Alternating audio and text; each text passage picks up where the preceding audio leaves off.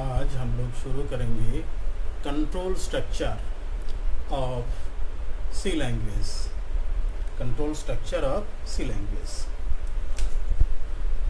Control structure, control structure, control structure. Control structure होता क्या है ना, हम लोग इससे पहले ऐसा कुछ प्रॉब्लम बनाए हैं, जैसे एरिया पेरीमीटर ऑफ रेक्टेंगल। इसमें हम लोग क्या करते हैं ना, लाइन बाय लाइन प्रोग्राम को लिखते हैं और लाइन बाय लाइन एग्जीक्यूट भी होता है। ऐसा प्रॉब्लम को सीक्वेंशियल प्रॉब्लम बोलते हैं, जिसमें किसी भी टाइप का कोई कंडीशन यूज नहीं होता है। मगर बहुत सारा केसेस ऐसा होता है जिसमें हम लोग कोई ना कोई कंडीशन यूज करते हैं, और कंडीशन अगर ट्रू होता है तो कुछ काम करते हैं, कंडीशन अगर फॉल्स होता है तो दूसरा कुछ काम करते हैं। तो कंट्रोल स्ट्रक्चर ऐसा प्रोग्राम कंस्ट्रक्शन होता है जिसमें कोई कंडीशन के ऊपर डिपेंड करके कोई कोड ब्लॉक को एग्जीक्यूट किया जाता है। इसका मतलब कंट्रोल स्ट्रक्चर में दो पार्ट होता है। एक नंबर पार्ट में होता है कंडीशन, एक नंबर पार्ट में होता है कंडीशन, और दूसरा में होता है code block, collection of statement, collection of statement, जो काम हम करना चाहते हैं। इसीलिए हम लोग डिफाइन ऐसा कर सकते हैं, कंट्रोल स्ट्रक्चर ऐसा प्रोग्राम कंस्ट्रक्शन होता है जिसमें कोई कंडीशन के ऊपर डिपेंड करके कोई कोड ब्लॉक को हम लोग एग्जीक्यूट करते हैं। अगर कंडीशन ट्रू होता है तभी कोड ब्लॉक एग्जीक्यूट होता है, कंडीशन अगर फॉल्स होता है तो कोड ब्लॉक एग्जीक्यूट नहीं होता है, स्किप कर जाता है। इसका मतलब control structure is a program construction in which depending on a condition a particular code block will be executed. If the condition is true, then the code block will be executed. Otherwise, the code block will be skipped. तो control structure में दो ही part होता है, एक condition और एक code block. फिर हम लोग देखेंगे ना, कंट्रोल स्ट्रक्चर दो टाइप का होता है। एक टाइप का कंट्रोल स्ट्रक्चर को नॉन इटरेटिव बोलते हैं, नॉन इटरेटिव, और एक को बोलते हैं इटरेटिव। इटरेटिव इसका दूसरा नाम लूप होता है, प्रोग्रामिंग में लूप बोलते हैं।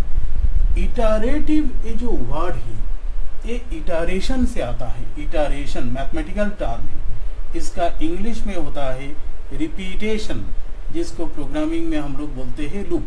जैसे मैथमेटिक्स में हम लोग बहुत सारा इटरेटिव मेथड पढ़े हैं, जैसे bisection method, second method, regular falsies, Newton Raphson, सब न्यूमेरिकल एनालिसिस में हम लोग पढ़ते हैं। तो नॉन इटरेटिव कंट्रोल स्ट्रक्चर क्या होता है ना, नॉन रिपीटेटिव, मतलब नॉन इटरेटिव कंट्रोल स्ट्रक्चर ऐसा होता है जिसमें कंडीशन सिर्फ एक बार चेक होता है, बार बार चेक नहीं होता है।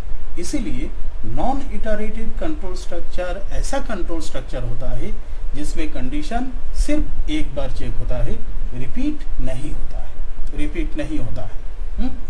तो ये नॉन इटरेटिव कंट्रोल स्ट्रक्चर ये फिर दो टाइप का होता है। एक होता है टू वे, दो रास्ता वाला, जो इफ एल्स होता है, इफ एल्स, और एक होता है मल्टी वे, बहुत सारा रास्ता वाला, जो सी लैंग्वेज में, सी प्लस प्लस में स्विच बोलते हैं, स्विच।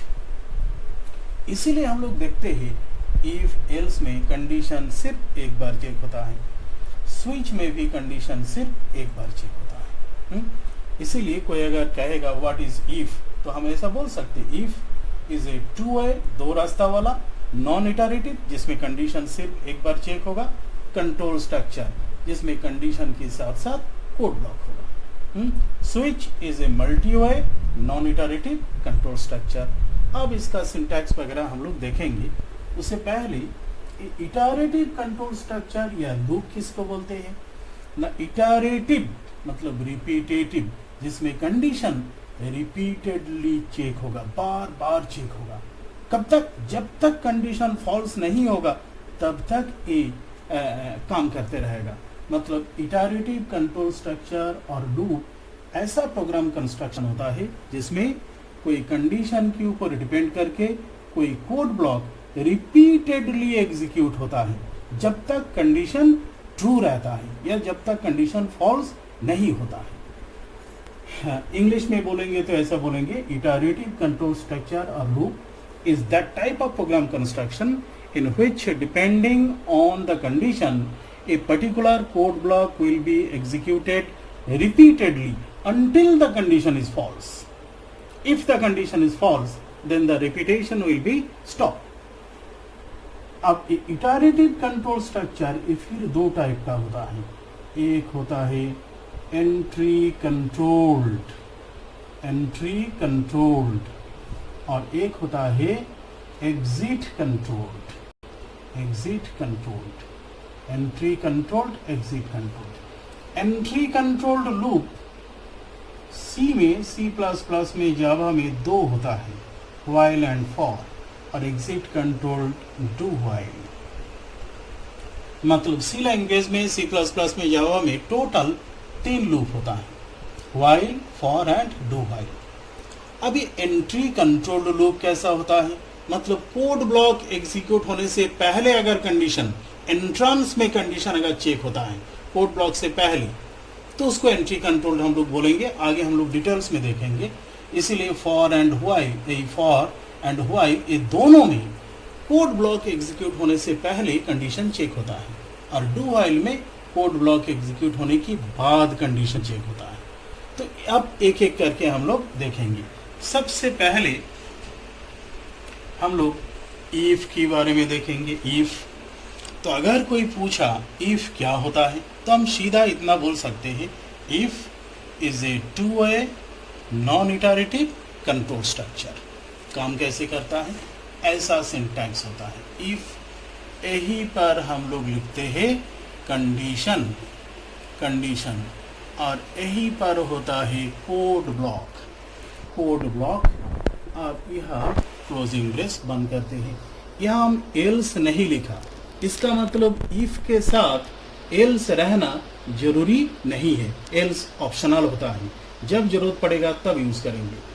तो काम कैसे करता है? ऊपर से आएगा, सबसे पहले कंडीशन चेक करेगा। कंडीशन अगर ट्रू हुआ तो कोड ब्लॉक एग्जीक्यूट करेगा, कंडीशन ट्रू। अब फिर बाहर, एक बार चेक हुआ कंडीशन, अब घूम के दोबारा चेक नहीं होगा। कंडीशन अगर फॉल्स होगा तो सीधा बाहर, कंडीशन अगर फॉल्स हुआ तो सीधा बाहर। तो अब अगर कोई पूछा व्हाट इज इफ, तो हम ऐसा बोलेंगे, if is a two way non iterative control structure होता है जिसमें कोई कंडीशन के ऊपर डिपेंड करके कोई कोड ब्लॉक एग्जीक्यूट होता है। जब कंडीशन ट्रू होता है तब कोड ब्लॉक एग्जीक्यूट होता है और कंट्रोल आगे मूव करता है।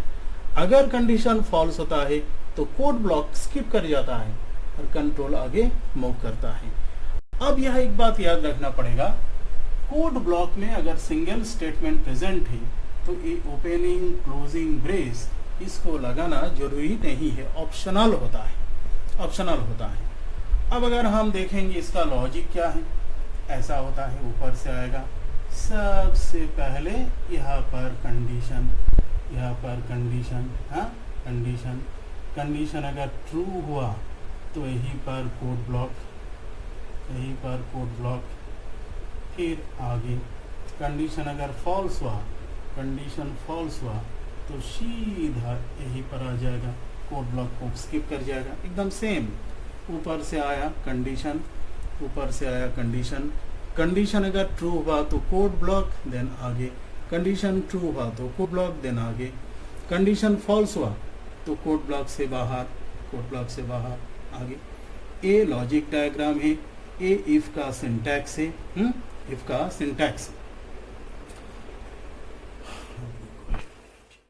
इफ के अंदर में भी इफ प्रेजेंट हो सकता है जिसको हम लोग नेस्टेड इफ बोलते हैं। जैसे इफ यहाँ पर कंडीशन, फिर इफ यहाँ पर कंडीशन, फिर इफ यहाँ पर कंडीशन, ऐसे करते करते हम लोग जा सकते हैं। इस इसको नेस्टेड इफ बोलते हैं, नेस्टेड इफ या इफ लैडर। लैडर इसीलिए ये सीढ़ी की जैसा लगता है, इसीलिए हाँ इसको बोलते हैं नेस्टेड इफ या इफ लैडर। इफ लैडर क्योंकि सीढ़ी जैसा लगता है इसीलिए लैडर बोलता है। तो सी लैंग्वेज में नेस्टिंग का जो कंसेप्ट है ये 16 लेवल तक जाता है, 0 से शुरू करके 16 लेवल तक। यही C++ में फिर बढ़ के 256 लेवल तक उसका कंपाइलर में वो कैपेसिटी है जो 256 लेवल तक वो हैंडल कर सकता है। अब फिर जावा में जाके हम लोग बोलते हैं ना ये 2^32 तक 2^32 तक जा सकता है 32 तक। ऐसा कभी नहीं होता है प्रोग्रामिंग लैंग्वेज में जो सब कुछ अनलिमिटेड है, इनफाइनाइटली चल सकता है, ऐसा नहीं हो सकता है। अब यह एक चीज़ हम लोग को जानना है, इफ काम कैसे करता है, काम कैसे करता है, काम करने का क्या तरीका है। जैसे जब हम लोग लिखते हैं इफ 4 > 2 तो यहाँ पर हम लिखा printf cs। तो यह एक लाइन का स्टेटमेंट है, इसीलिए ओपनिंग क्लोजिंग जरूरी नहीं। मगर हम लोग बोलते हैं 4 2 से बड़ा है, यस यस तो अंदर आएगा, प्रिंट करेगा, फिर बाहर हो जाएगा, मगर ऐसा नहीं होता है। ये काम कैसे करता है, ऐसे काम करता है। इफ 4 2 से बड़ा है, यस यस तो यह 1 रिटर्न करता है। 4 2 से बड़ा है, यस। ऐसे भी अगर हम लोग लिखेंगे x = 4 > 2 तो यहाँ पर 1 रिटर्न करता है, मतलब यहाँ 1 आता है। अब यहाँ पर printf cs ये लिखा। अब कोई भी प्रोग्रामिंग लैंग्वेज में डिफॉल्ट कंडीशन होता है नॉट इक्वल टू, मतलब कि ऐसे 1 नॉट इक्वल टू 0 कंडीशन। ये not equal to a default condition होता है कोई भी प्रोग्रामिंग लैंग्वेज में। Default condition is not equal to, तो 1 नॉट इक्वल टू 0 यस तभी अंदर आता है। यहाँ पर printf cs आगे काम करेगा। ये काम करेगा। 4 > 2 यस यस तो अंदर, ऐसा नहीं होता है 4 > 2 यस यस तो ये 1 रिटर्न करता है 1। अब डिफॉल्ट कंडीशन लगता है 1 not equal to 0 a yes तभी अंदर, मतलब ये 2 स्टेप में काम करता है। पहला स्टेप में वैल्यू को रिटर्न करता है, दूसरा स्टेप में कंडीशन ट्रू फॉल्स चेक करता है, तब वो काम करता है। एक नंबर चीज याद रखना पड़ेगा। दूसरा जो याद रखने की जरूरत है यहाँ पर, जरूरत है वो है ए। जैसे इफ 6 > 5 तो यहाँ पर हम लिखा printf cs ये लिखा। हम थोड़ी देर पहले ही बताया अगर सिंगल स्टेटमेंट प्रेजेंट है तो ओपनिंग क्लोजिंग ब्रेस लगाना जरूरी नहीं है। ओपनिंग ब्रेस क्लोजिंग ब्रेस लगाना जरूरी नहीं, लगा भी दिया कोई प्रॉब्लम नहीं लगाया तो भी कोई प्रॉब्लम नहीं। इसका मतलब ये होता है कंडीशन की बाद पहला सेमीकोलन तक ऑटोमेटिकली कोड ब्लॉक बन जाता है। इसीलिए अगर हम यहाँ पर सेमीकोलन लगा दिया तो कोई एरर नहीं देता है, लॉजिकल एरर है। इसका मतलब ये हो जाता है इफ 6 > 5 यही पर कोड ब्लॉक खत्म, मतलब ये हो गया कोड ब्लॉक खाली, और ये जो कोड ब्लॉक है ये हो जाएगा बाहर printf cs। ऐसा हो जाता है। अब कंडीशन ट्रू होगा तब भी आके बाहर आके प्रिंट करेगा, फॉल्स होगा तब भी बाहर आके प्रिंट करेगा। हाँ, तो यहाँ पर सेमीकोलन लगाने से दोनों कंडीशन में ट्रू होगा तब भी प्रिंट होगा, फॉल्स होगा तब भी प्रिंट होगा। अगर ऐसा होता है इसका मतलब इफ के बाद सेमीकोलन पड़ गया, ये याद रखना पड़ेगा, ये चीज को याद रखना पड़ेगा इफ के लिए। ठीक, अब दूसरा आता है तुम्हारा if else. What is if else? Same definition बोला जा सकता है। If else is a two way non iterative control structure. अब इसका क्या सिंटैक्स होता है? हम लोग जानते ही C plus plus two grammar, हाँ, टाइप 2 ग्रामर, जिसको हम लोग बोलते हैं context free grammar, context free grammar. इसीलिए जो सिंटैक्स हम लोग सी में देखते हैं वही सिंटैक्स सी प्लस प्लस में भी रहता है, वही सिंटैक्स जावा में भी मिलता है, वही सिंटैक्स सी शार्प में भी मिलता है। क्यों? क्योंकि सभी लैंग्वेज का ग्रामर टाइप 2 होता है, जिसको हम लोग कंटेक्स्ट फ्री ग्रामर बोलते हैं। इसीलिए ऐसा होता है। अब इसका सिंटैक्स क्या है ना, सबसे पहले हम लोग यहाँ पर लिखते हैं इफ, यही पर होता है कंडीशन, कंडीशन यही पर कोड ब्लॉक होता है इफ का। अब यहाँ पर होता है एल्स, यहाँ पर एल्स का कोड ब्लॉक होता है। अब ये काम कैसे करता है, ऊपर से आता है सबसे पहले कंडीशन, कंडीशन अगर ट्रू हुआ, कंडीशन अगर ट्रू हुआ तो कोड ब्लॉक एग्जीक्यूट होता है, एल्स को टच नहीं करता है, ये रास्ता अपनाता है। और कंडीशन अगर फॉल्स होता है तो एल्स में जाता है, इफ को टच नहीं करता है, सीधा एल्स का कोड ब्लॉक एग्जीक्यूट होता है। अब अगर डिफाइन करेंगे तो हम ऐसा बोलेंगे if else is a two-way non-iterative control structure in which depending on a condition a particular code block will be executed. If the condition is true, then the code block of if will be executed and code block of else will be skipped. And if the condition is false, then the code block of if will be skipped and the code block of else will be executed. And control move forwardly, हाँ, ए form रहता है। अब एक चीज याद रखना पड़ेगा, else की ऊपर और इफ का कोड ब्लॉक की नीचे, यहाँ पर कोई भी स्टेटमेंट अलाउड नहीं है। एल्स की ऊपर और इफ का कोड ब्लॉक की बाद यहाँ कोई भी स्टेटमेंट अलाउड नहीं है। और यह भी वही चीज है, अगर कोड ब्लॉक में सिंगल स्टेटमेंट प्रेजेंट है तो ओपनिंग ब्रेस क्लोजिंग ब्रेस ये जरूरी नहीं है। अरे खाली इफ एल्स के लिए नहीं, कोई भी कंट्रोल स्ट्रक्चर के लिए ये सही बात है, ये ट्रू है। अब इसका लॉजिक क्या होता है, इसका लॉजिक ऐसा होता है, ऊपर से आया सबसे पहले कंडीशन, कंडीशन, कंडीशन, अगर कंडीशन ट्रू हुआ, कंडीशन ट्रू हुआ तो इफ का कोड ब्लॉक यहाँ पर एंड होता है। कंडीशन अगर फॉल्स होता है, कंडीशन फॉल्स, तो एल्स का कोड ब्लॉक खत्म।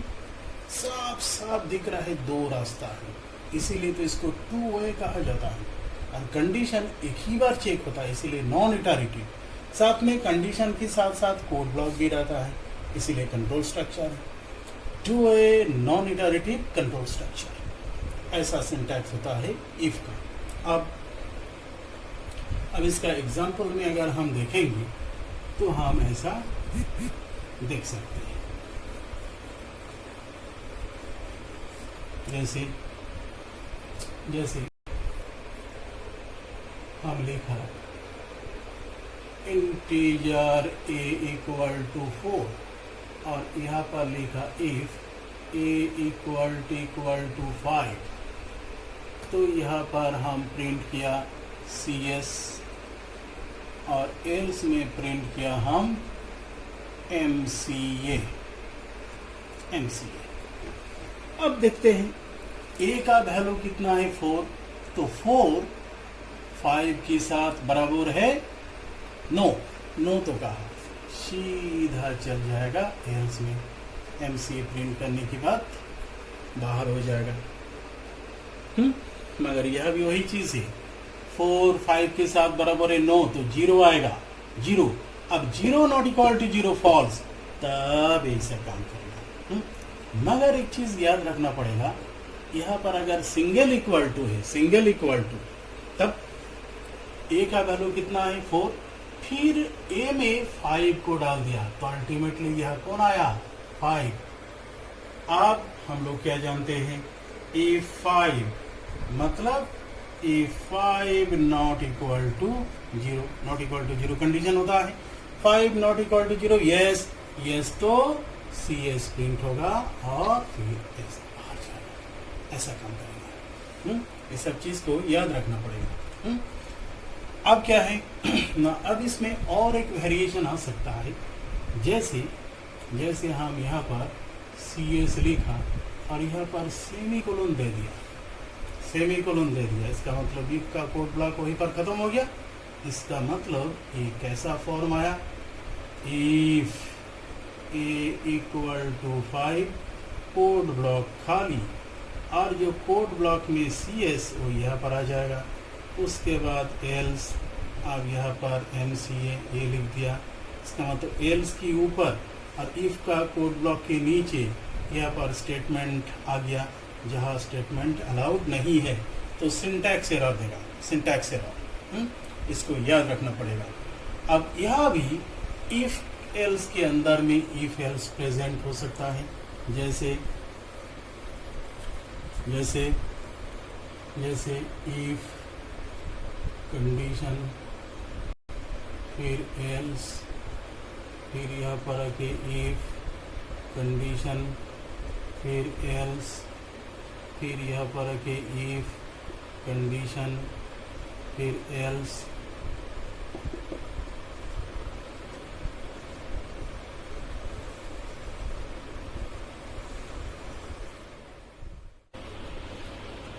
इसी को हम लोग बोलते हैं नेस्टेड इफ एल्स या इफ एल्स लैडर। ABCD जैसा लगता है, मगर इफ एल्स लैडर जो है ये सब सही वर्ड नहीं है। मगर यहाँ भी हम लोग वही जानते हैं, C में 16 लेवल तक जाता है, C++ में 256 लेवल तक नेस्टिंग का लेवल होता है, और तुम्हारा जावा में 232 यहाँ तक। इसलिए जावा में हम लोग बोलते हैं अनलिमिटेड लेवल तक जा सकता है, मगर ऐसा नहीं होता है। अनलिमिटेड का कोई बात ही नहीं है। तो मैन मेड जो भी हम लोग बनाते हैं उसमें अनलिमिटेड का कोई चांस नहीं है। जैसे क्या है, जैसे टीवी, आजकल का जो स्मार्ट टीवी आया है, अगर किसी से हम पूछते हैं कितना चैनल आता है, बहुत आता है, तो बहुत का मतलब क्या, 3-4 करोड़ आ जाएगा? ऐसा नहीं ना है, 1000-2000 इससे ज़्यादा नहीं आएगा। तो सबका लिमिट होता है, तो यह भी वो लिमिटेशन है। जैसे इसको कोई बुक में लिखता है इफ एल्स लैडर, मगर हम लोग जानते हैं C free form programming language है, जावा भी वही है। तो फ्री फॉर्म में हम ऐसे लिख सकते हैं इसको, इफ फिर एल्स फिर इफ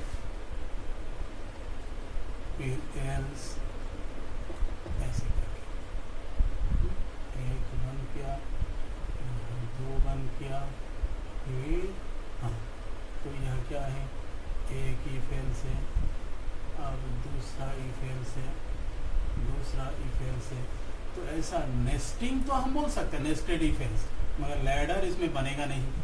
तो nested if else appropriate word है, लैडर ये सही वर्डिंग नहीं है। ठीक, अब हम लोग इसमें चलेंगे ना, स्विच। फिर प्रोग्रामिंग में हम लोग ये सबको इम्प्लीमेंट करके देखेंगे। तो कोई अगर पूछा स्विच क्या है, switch is a multi way non iterative control structure. ये कैसे काम करता है, कैसे ये काम करता है ना, ऐसे काम करता है। यहीं पर हम लोग लिखते हैं स्विच। यहाँ पर हम लोग लिखते हैं कंट्रोल वेरिएबल, और यहाँ लिखते हैं केस 1, यहाँ कोड ब्लॉक रहता है, यहाँ पर ब्रेक केस 2, केस और 2 के बीच में कम से कम एक स्पेस होना चाहिए। अब यहाँ स्टेटमेंट, यहाँ पर ब्रेक, फिर case dot case n, statement break, अब लास्ट में हम एक लिख दिया डिफ़ॉल्ट। अब बन गया। अब यह सबसे पहले एक कंट्रोल वेरिएबल होता क्या है ना, कंडीशन में जो भी वेरिएबल को हम लोग यूज करते हैं, जैसे इफ में अगर हम लिखते हैं a ग्रेटर देन 4 तो a is the control variable. अगर हम लिखते हैं a ग्रेटर देन b तो a b both are control variable. Similarly यहाँ पर कोई कंट्रोल वेरिएबल होगा जो एनी इंटीग्रल टाइप का होना मस्ट है। इंटीग्रल टाइप मतलब होल नंबर। तो सी लैंग्वेज में होल नंबर कौन कौन होता है? एक होता है शॉर्ट इंटीजर, एक होता है इंटीजर, एक होता है लॉन्ग इंटीजर और एक होता है सिंगल कैरेक्टर। ये 4 टाइप का हो सकता है control variable, integer, short integer, long integer and single character. इससे बाहर का जैसे float, double, long double, string, ये सब कंट्रोल वेरिएबल की फॉर्म में यूज नहीं हो सकता है। तो सबसे पहला क्वेश्चन है, अगर कंट्रोल वेरिएबल का वैल्यू 1 होता है तो केस 1 में जंप करता है और ब्रेक स्विच को टर्मिनेट करता है। अगर कंट्रोल वेरिएबल का वैल्यू 2 होता है तो केस 2 ब्रेक बाहर। अब n का वैल्यू मानो 10 लिया, तो अगर कंट्रोल वेरिएबल 10 हुआ तो केस 10 ब्रेक। अगर इसका वैल्यू 15 आया तो केस 15 है नहीं। जब कोई मैचिंग नहीं मिलता है तो डिफॉल्ट केस एग्जीक्यूट होता है, डिफॉल्ट। अब एग्जीक्यूशन की बात बाहर, डिफॉल्ट की बाद हम ब्रेक नहीं लिखा। अगर लास्ट केस की बाद ब्रेक लिखना जरूरी नहीं, ये ऑटोमेटिकली बाहर आ जाएगा। और अगर यह ब्रेक लिखते हैं तो भी कोई प्रॉब्लम नहीं, ब्रेक जंपिंग स्टेटमेंट होता है, ऐसे जंप करके बाहर आएगा। इसीलिए लास्ट केस की बाद ब्रेक लिखना जरूरी नहीं। अब यह 2-3 बात याद रखना पड़ेगा। जैसे यहाँ पर कंट्रोल वेरिएबल मानो हम x लिया, इंटीजर टाइप का। अगर x equal to 1 then go to case 1। अगर x equal to 2 then go to case 2। इसका मतलब स्विच में सिर्फ एक कंडीशन चेक होता है, इक्वालिटी। इफ में greater than, less than, equal to सब चेक होता है, मगर स्विच में सिर्फ एक कंडीशन चेक होता है, equality. x equal to 2 then go to case 2, x equal to 10 then go to case 10। अगर कोई मैचिंग नहीं है देन डिफॉल्ट। एक नंबर बात। दूसरा, केस 1 2 10 एकदम सिक्वेंशियली लिखा, कोई जरूरत नहीं, किसी भी ऑर्डर में लिख सकते हैं। जैसे डिफॉल्ट को हम शुरू में भी लिख सकते हैं, बीच में भी लिख सकते हैं, लास्ट में भी लिख सकते हैं, कहीं भी। मतलब स्विच के अंदर में केसेस का कोई ऑर्डरिंग नहीं होता है, कोई ऑर्डरिंग नहीं। हाँ, इसका मतलब टोटल अगर हम मिला देंगे तो कैसा बोलेंगे? स्विच इज ए मल्टी वे, बहुत सारा रास्ता वाला, इसीलिए बहुत सारा रास्ता मिल रहा है, बहुत सारा रास्ता मिल रहा है। मल्टी वे, नॉन इटरेटिव मतलब कंडीशन एक ही बार चेक होगा, जो केस एग्जीक्यूट होना है ओके सीधा आगे निकल जाएगा। Non iterative control structure, condition के साथ साथ कोड ब्लॉक होगा। Switch is a multi-way, non-iterative control structure in which, depending on the value of control variable, a particular case will be executed. If the value is 1, then case 1 will be executed. If it is equal to 2, then case 2 will be executed, and so on. If no matching of the control variable is present, then the default case will be executed. Control variable must be any integral type. That means it can be integer, short integer, long integer, as well as single character. No other types is allowed as control variable. अब ordering of cases in switch is immaterial.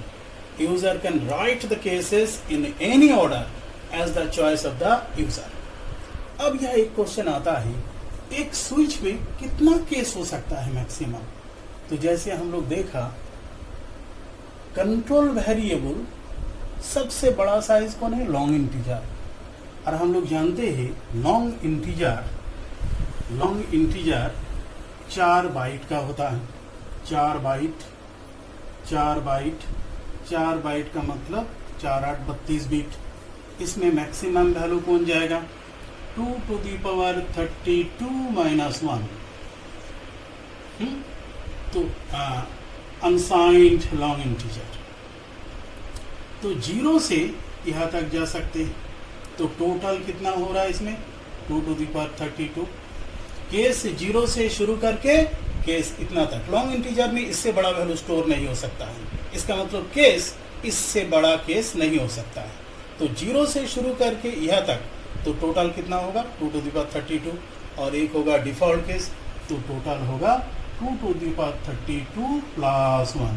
इससे ज़्यादा case एक switch के अंदर में लिखना possible है ही नहीं लिखा जा सकता है।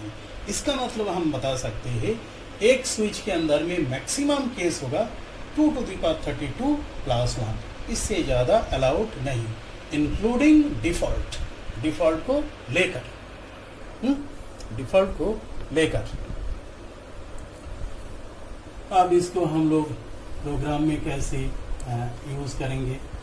इसको प्रोग्राम में हम लोग कैसे यूज़ करेंगे? जैसे हम ऐसे लिखा स्विच एक्स। अब केस 1 में हम मानो हम बीटेक प्रिंट किया, बीटेक। अब यहाँ पर ब्रेक, प्रिंटेक बीटेक करके लिख देंगे, ब्रेक। केस 2 में एमटेक ब्रेक। केस 3 में एमसीए ब्रेक।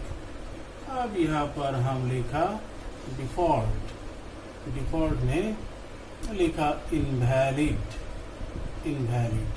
अब बंद कर दिया। अब अगर x का वैल्यू 1 आया, या एंटर योर चॉइस, हम 1 दिया, तो स्विच 1 सीधा आएगा, केस 1 बीटेक प्रिंट होगा। ब्रेक अगर मिला बाहर, ब्रेक स्विच को टर्मिनेट करता है, ब्रेक स्विच को टर्मिनेट करता है। अगर ब्रेक नहीं मिला तो सीधा ये आगे बढ़ जाएगा, एमटेक भी प्रिंट होगा। अगर ब्रेक मिला तो बाहर, नहीं मिला तो आगे बढ़ जाएगा। ब्रेक मिला तो बाहर, नहीं मिला तो यहाँ, फिर ऐसे बाहर आ जाएगा। इसका मतलब क्या है? स्विच के अंदर में ब्रेक लिखना मस्ट नहीं है, ऑप्शनल है। जरूरत पड़ेगा तो लिखना है, नहीं पड़ेगा तो नहीं लिखना है। अगर इसका वैल्यू 2 हुआ तो सीधा जंप करेगा केस 2 में, एमटेक प्रिंट किया, ब्रेक मिला तो बाहर, नहीं मिला तो सीधा आगे बढ़ते जाएगा, नहीं मिला तो आगे, ऐसे काम करेगा। अगर इसका वैल्यू 3 हुआ तो जंप करेगा केस 3 में, एमसीए प्रिंट किया, ब्रेक मिला तो बाहर, नहीं मिला तो सीधा आगे इनवैलिड प्रिंट होते हुए आगे चल जाएगा। ऐसे काम करता है स्विच। तो स्विच के अंदर में भी स्विच, हर एक केस में एक स्विच लिखा जा सकता है, नेस्टेड स्विच, ऐसा कंसेप्ट भी प्रोग्रामिंग में यूज़ किया जा सकता है। जैसे हम लोग देखते हैं विंडोज़ में, स्टार्ट में क्लिक करते हैं तो एक लिस्ट आता है, मतलब क्या? स्विच का एक केस। फिर प्रोग्राम में जाते हैं तो दूसरा एक लिस्ट आता है, तो स्विच के अंदर में स्विच, पहला केस, उसके अंदर में फिर स्विच, उसके अंदर में फिर स्विच, ऐसे वो GUI फॉर्म में और CUI में ऐसे करके हम लोग लिखते हैं।